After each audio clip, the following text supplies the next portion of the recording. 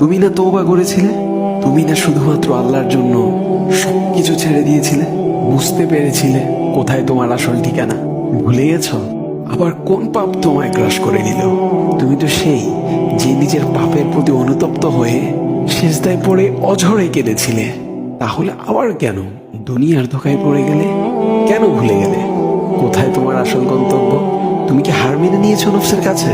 তুমি এত দুর্বল, ভুলে গেছো তুমি কার বান্দা? কে তোমার রব? তোমার রব তো সর্বশক্তিমান। সর্বশক্তিমানের বান্দা আবার কখনো দুর্বল হয় নাকি? মৃত্যু পর্যন্ত লড়ে যাও তুমি।